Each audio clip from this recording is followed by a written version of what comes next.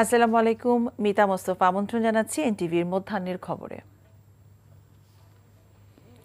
ইতিহাসে যার যতটুকু অবদান তা বিএনপি স্মরণ করতে চায় উল্লেখ করে দলটির সিনিয়র যুগ্ম মহাসচিব রুহুল কবির রিজভী বলেছেন, বঙ্গভবন থেকে শেখ মুজিবুর রহমানের ছবি সরানো উচিত হয়নি।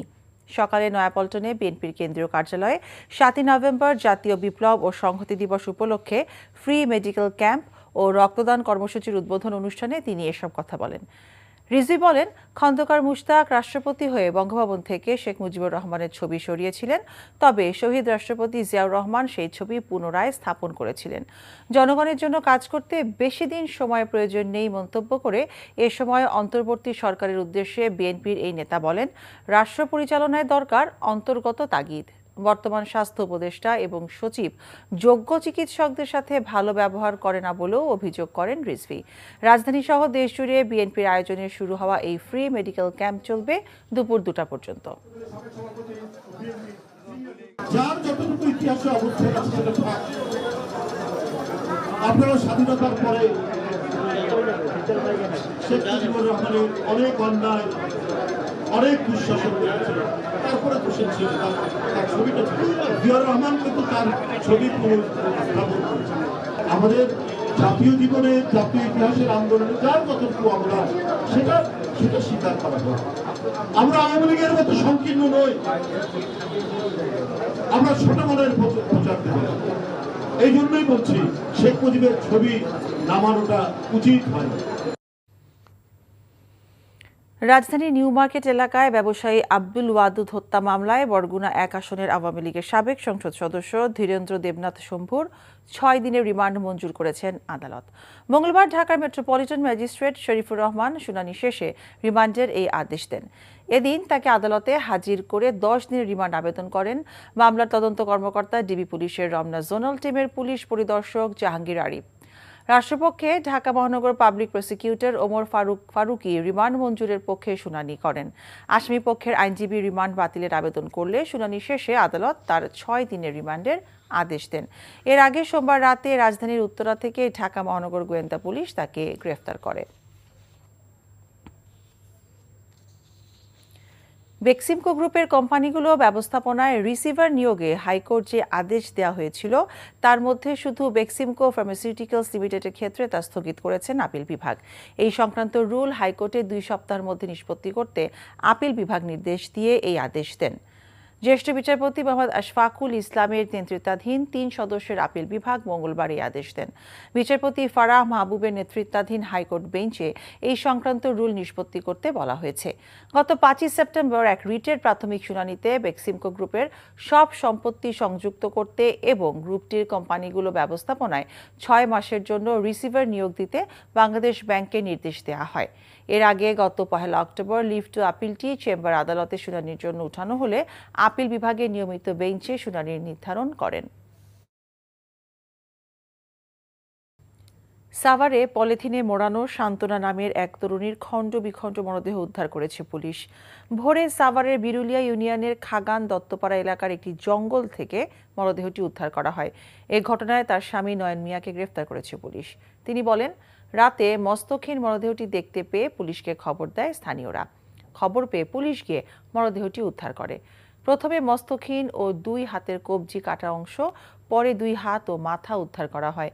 নিহত সান্ত্বনার আগের পক্ষে একজন স্বামী ছিল, আবার গ্রেফতার নয়নেরও আগের পক্ষে একজন স্ত্রী রয়েছে।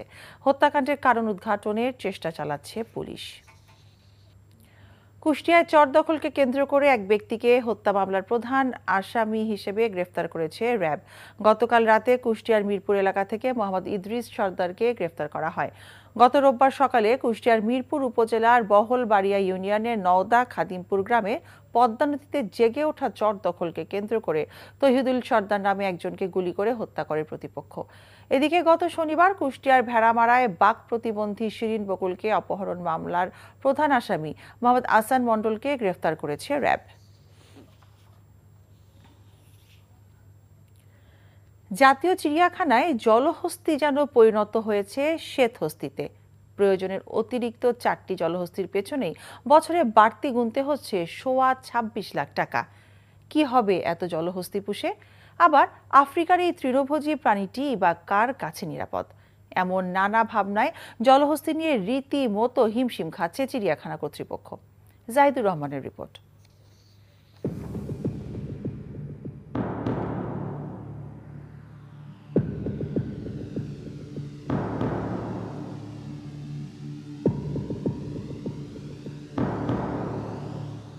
সর্বোচ্চ ৬০টি জলহস্তী পালনের মতো আবাসন ও জনবলের ব্যবস্থা রয়েছে জাতীয় চিড়িয়াখানায়, অথচ বংশবৃদ্ধি পেয়ে বর্তমান সংখ্যা ১১।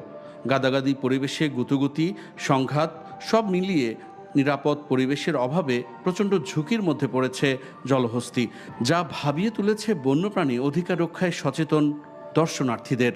যে জলহস্তিগুলো আছে এটা আসলে আমার মনে হচ্ছে এই জায়গা হিসাবে একটু বেশিই হয়ে গেছে। এই জলহস্তিগুলো যে এতটা হিংস্র প্রাণী এগুলোকে দেখে কিন্তু বোঝা যায় না, খুব শান্তশিষ্ট মনে হয়।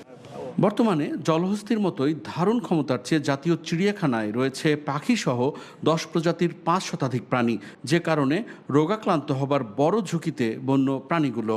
এই খাঁচার ক্যাপাসিটি অনুযায়ী আমাদের থাকা যা উচিত ছিল তার চেয়ে 4-5টি প্রাণী বেশিই আছে। এই মাত্রাতিরিক্ত প্রাণীর কারণে এই অ্যানিমেলগুলো নতুন বাচ্চা দেওয়ার দিকে টেন্ডেন্সিও কমে গেছে, আর খাবার দেওয়াটাও এদের জন্য, আমাদের স্টাফদের জন্য একটু রিস্কি হয়ে যাচ্ছে। এমন পরিস্থিতিতে বাড়তি জলহস্তিগুলো বিদেশি চিড়িয়াখানার সাথে বিনিময় কিংবা সাফারি পার্কে হস্তান্তরের উদ্যোগের কথা মন্ত্রণালয়কে জানিয়েছে জাতীয় চিড়িয়াখানা কর্তৃপক্ষ। 5টা জলহস্তি আমাদের বেশি হয়ে গেছে।